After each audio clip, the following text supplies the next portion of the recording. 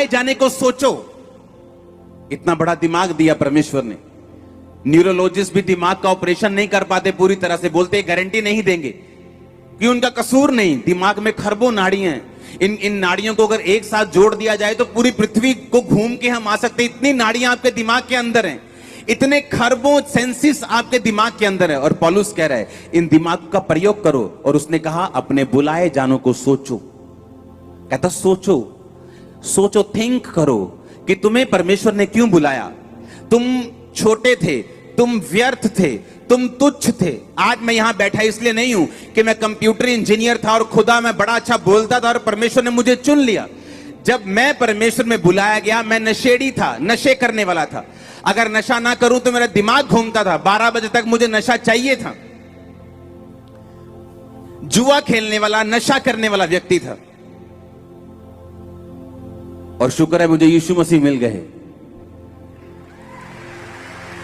जिस दिन मैंने 16 अगस्त 2004 को चर्च देखा, जब मुझे मेरे बेडरूम में वचन सुनाया गया और बोला गया यीशु मसीह धर्म जात नहीं बदलते, जीवन बदलते, बाइबल पढ़। जिस दिन तुझे बाइबल में ईसाई धर्म नाम का शब्द मिलेगा तो बाइबल पढ़नी बंद कर देना, आजा हमारे साथ चर्च देख ले हमारा। इमेजिन करो मैं नशा करके चर्च देखने गया और काश, शुक्र है खुदा का कि मैं कहीं धर्मी लोगों के हाथों में नहीं पड़ गया। वो बोलते अच्छा हमारे धार्मिक स्थान में नशा करके आया तू, तेरी ऐसी की तैसी, तेरी टांगे तोड़ते हैं।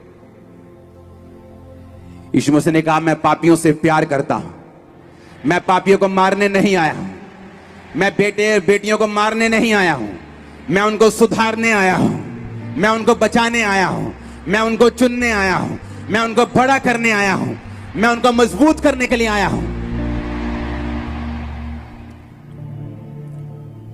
जब दूसरे दिन मुझे चर्च बुलाया गया, तीसरे दिन बुलाया गया, चौथे दिन, हर बार मैं नशा करके चर्च में जाता था।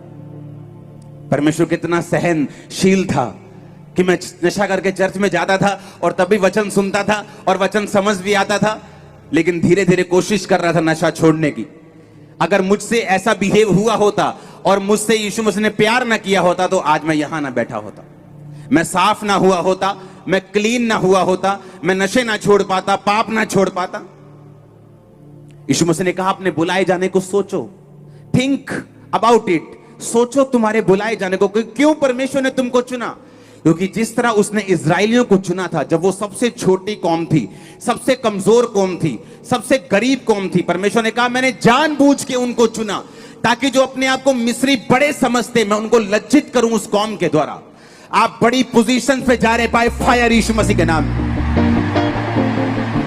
बेस्ट देश, मैंने कहा अगर ये घर खुदा ने खड़ा किया है, बेस्ट देश आपके होंगे। मैंने कहा अगर ये घर खुदा ने खड़ा किया है, बेस्ट देश आप लोगों के होंगे यीशु के नाम में। परमेश्वर ने कहा अपने बुलाए जाने को सोचो, थिंक अबाउट इट। क्यों परमेश्वर ने आपको चुना, क्यों उसने मुझे चुना। मैं आज ये नहीं कहता कि मैं बड़ा खब्बी खान था और परमेश्वर ने मुझे चुना।